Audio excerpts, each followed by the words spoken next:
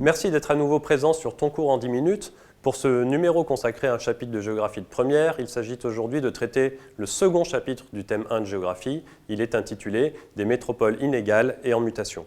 En introduction de ce chapitre, il est utile de rappeler que depuis 2007, et pour la première fois dans l'histoire de l'humanité, plus de la moitié de la population mondiale vit en ville, et qu'une bonne partie de ces urbains se concentrent dans les métropoles, c'est-à-dire dans des grandes villes qui concentrent non seulement les hommes, mais aussi les activités et les fonctions de commandement. S'il est vrai que ce processus est bien global, on verra dans cette vidéo que la métropolisation s'accompagne aussi d'une importante fragmentation socio-spatiale.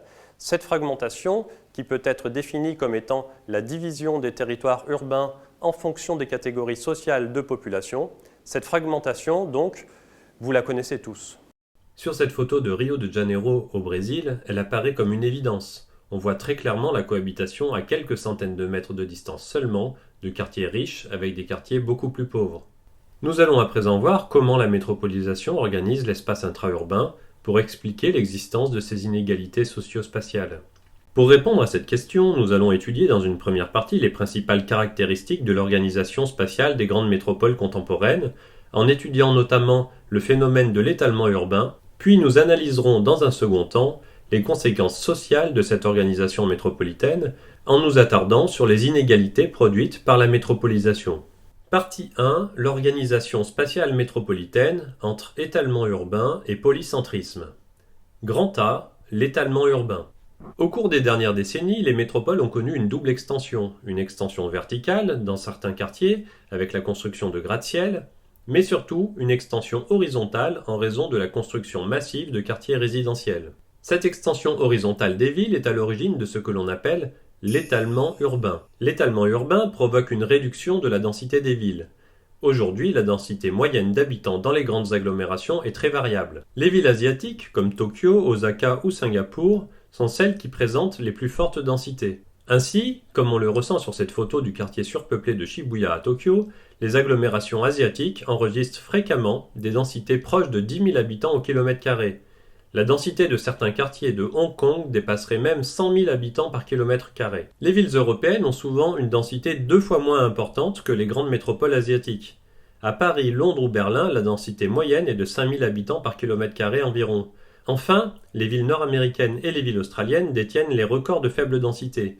À Houston, par exemple, au Texas, la densité est seulement de 700 habitants par kilomètre carré, soit moins que dans certains espaces ruraux d'Asie du Sud et du Sud-Est. Ces écarts de densité ont des conséquences sur les systèmes de transport mis en place et pour les habitants. Dans les villes les plus denses, les transports en commun sont favorisés car ils sont facilement rentabilisés, ce qui réduit les nuisances liées aux migrations pendulaires. Le métro de Tokyo forme par exemple un réseau de plus de 300 km et il est utilisé quotidiennement par près de 9 millions de voyageurs.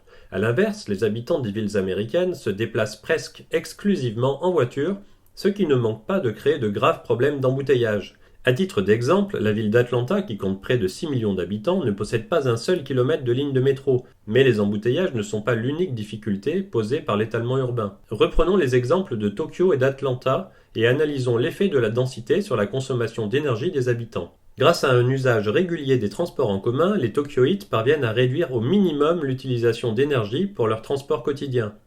À l'opposé, les habitants d'Atlanta, qui sont contraints de parcourir chaque jour des dizaines de kilomètres en voiture, ont une consommation d'énergie près de 10 fois supérieure à celle des habitants de Tokyo. En regardant ce graphique, on constate qu'il y a une relation très étroite entre l'étalement urbain et l'utilisation d'énergie pour les déplacements. Mais l'étalement urbain n'est pas l'unique particularité de l'organisation métropolitaine actuelle. Grand B, une organisation de plus en plus polycentrique. En effet, depuis quelques années, on constate que les métropoles développent de plus en plus une organisation polycentrique. Il n'y aurait donc plus un centre unique, mais une multitude de centres positionnés notamment dans les périphéries des centres historiques. Ces nouvelles centralités qui se développent, à la limite extérieure des centres préexistants, sont parfois appelées Hedge Cities, ou villes lisières en anglais. Prenons l'exemple de Londres pour illustrer cette évolution.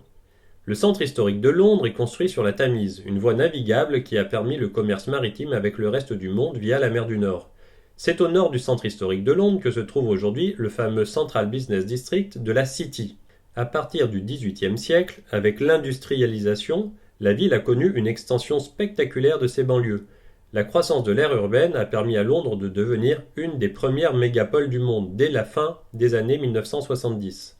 Dans les années 1980 et 1990, la croissance urbaine londonienne s'est poursuivie sous l'effet de l'étalement urbain au point d'englober la zone que les Londoniens appellent la ceinture verte. Depuis 20 ans, la croissance de la ville a ralenti, mais Londres n'a pas cessé de changer pour autant.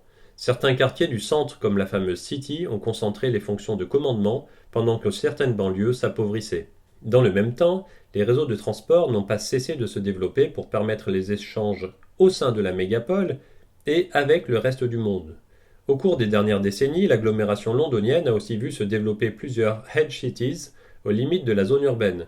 Ces villes lisières, qui concentrent de nombreux emplois du secteur tertiaire, bureaux, hôtels, commerces, assurances, sont souvent positionnées de manière à ce que leurs habitants puissent rapidement accéder à une multitude de moyens de transport. La ville nouvelle de Milton Keynes en est un exemple presque caricatural.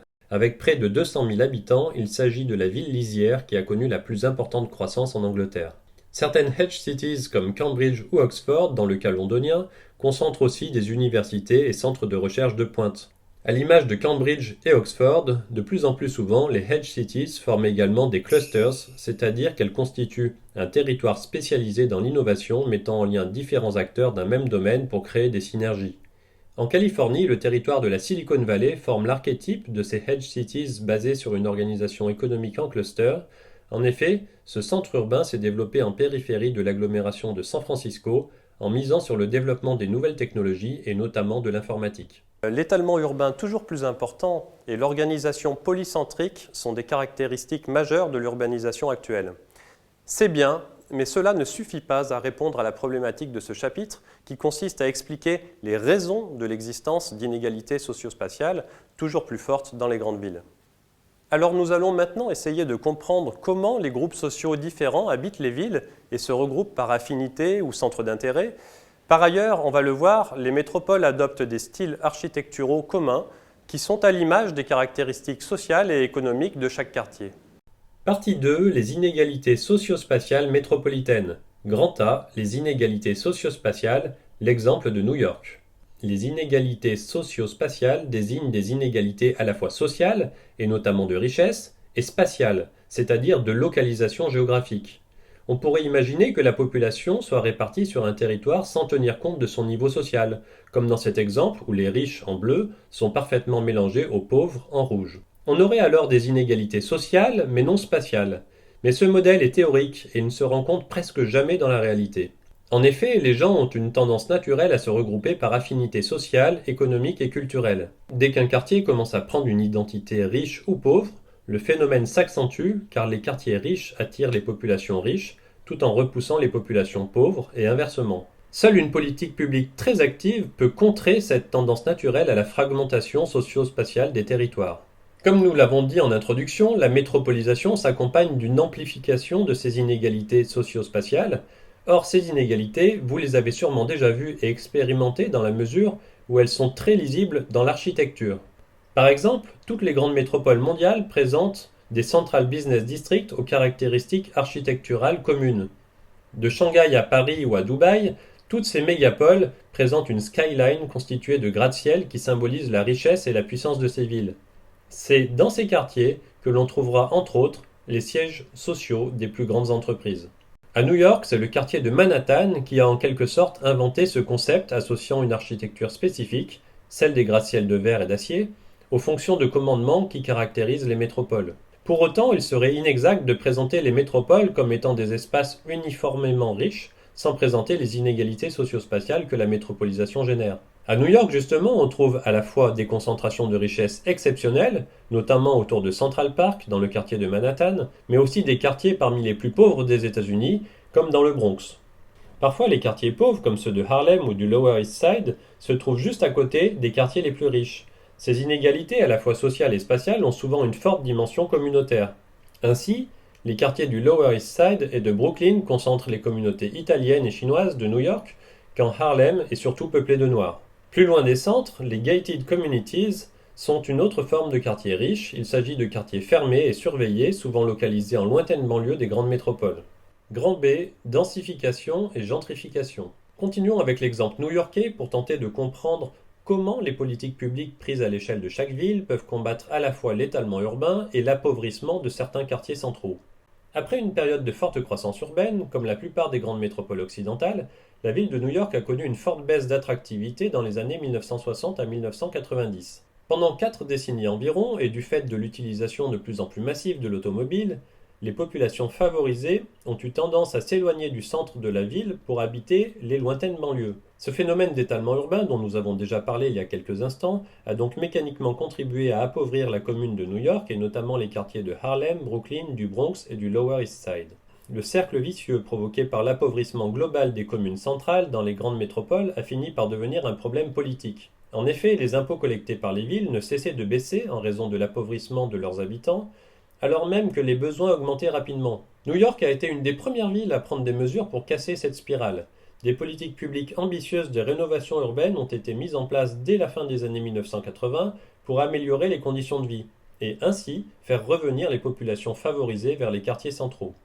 Ces politiques qui ont ensuite été appliquées dans la plupart des grandes métropoles, comme sur cette photo d'un quartier d'Istanbul en Turquie, consistent notamment à développer les modes de déplacement alternatifs à la voiture, mais aussi à améliorer la sécurité et à rénover le bâti.